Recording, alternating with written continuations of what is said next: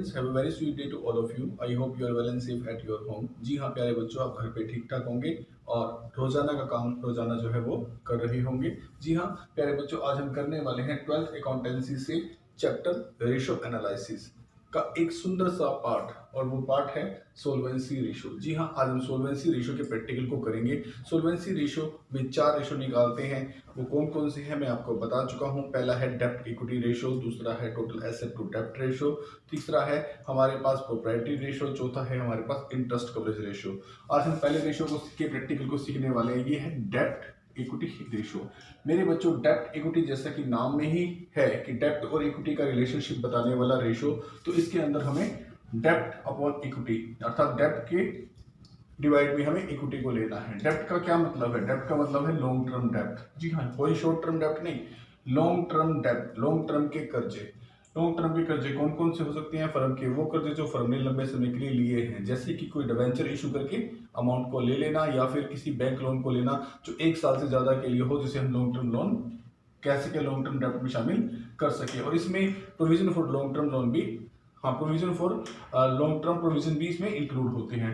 बेटा, इक्विटी का मतलब क्या होता है? इक्विटी का मतलब होता है जो पैसा, जो कैपिटल और जो पैसा ऑनर लगाता है वो इक्विटी में आ जाता है। क्योंकि आप जानते हैं कंपनी के अंदर ऑनर कौन है? कंपनी के अंदर ऑनर जो है शेयर होल्डर होता है। शेयर होल्डर जो कैपिटल लगाता है उसको हम इकट्ठे रूप में क्या कहते हैं? Share capital.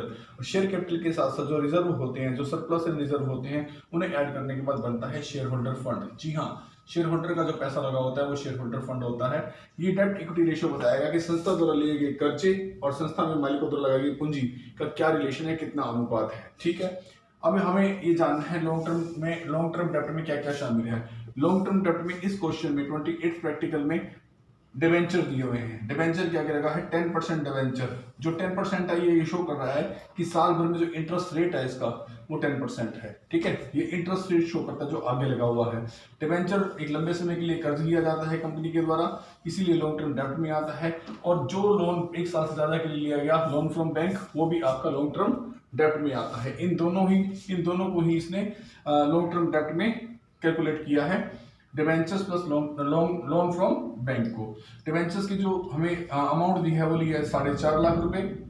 Long term loan की जो लॉन्ग टर्म लोन जो बैंक से लिया है इसकी हमें दी है 3.5 लाख रुपए। अगर हम टोटल डेब्ट निकालना चाहें लॉन्ग टर्म के कितने हैं, तो लॉन्ग टर्म के डेब्ट है हमारे पास 8 लाख। डेब्ट हमारे कैलकुलेट हो गए बच्चों। अब हमें करना है share holder fund. Share holder fund कौन सा है? शेयर कैपिटल, इसमें आते हैं share capital plus reserve and surplus. आप तो जानते हैं कि शेयर कैपिटल में 2 कैपिटल होती हैं, इक्विटी शेयर कैपिटल अलग से दी हुई है, ठीक है, इक्विटी शेयर कैपिटल और प्रेफरेंस शेयर कैपिटल। इक्विटी हमें दी हुई है 3 लाख रुपए की, प्रेफरेंस शेयर हमें कैपिटल दी हुई है 1 लाख रुपए की। दोनों की जोड़ दो तो क्या बन जाती है? Share capital. आगे हमें क्या चाहिए? Reserve and surplus. रिजर्व और सरप्लस में 5 बातें आप नोट कर लीजिए, वो होती हैं। एक तो होती है जनरल रिजर्व, ठीक है, ये हमें दिए हुए 1,30,000 के, ये आ गए।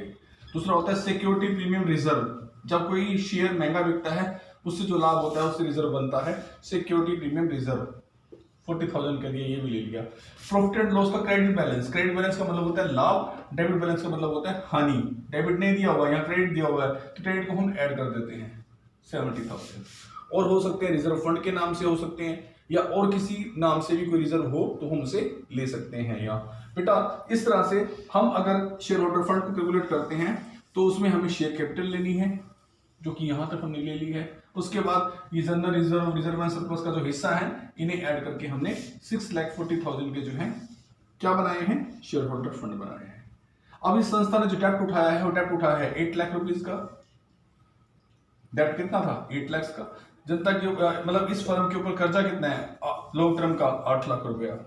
इस फर्म में मालिकों का पैसा कितना लगा हुआ है? 6,40,000 रुपया। अगर मैं इसे सोल्व करना शुरू करता हूं तो 40 से 40 कैंसिल कर दी, 80/64। और अगर मैं डिवाइड कर दूं तो 1.25:1 आता है। बेटा इसका मतलब हो गया इस संस्था के ऊपर कर्जे कितने हैं? 1.25, यानी कि 1.25 रुपए के कर्जे हैं और 1 रुपए की मालिकों की कैपिटल लगी है। बेटा इस रेशियो को जो आइडियल स्टेज है, अगर कर्जे दुगने भी हों तो लॉन्ग टर्म की सोल्वेंसी अच्छी मानी जाती है। जी हाँ, मालिकों का पैसा लगा है प्लस कुछ बाहर का पैसा लगा है, दोनों से मिला के क्या बनी होंगी? एसेट। ये रेशियो 2:1 की फॉर्म में भी ठीक होता है। तो हमारा तो यहाँ पर 1.25:1 है, अर्थात हमारी फर्म सोलवेंसी की स्टेज में है, डर वाली कोई स्थिति है नहीं। ये हम कमेंट के रूप में कह सकते हैं कि ये इस फर्म की लॉन्ग टर्म सोलवेंसी जो है वो फर्म कैपेबल है कि वो अपनी लॉन्ग टर्म की जितनी भी ड्यूज होंगी उन्हें टाइम पर दे सकेगी।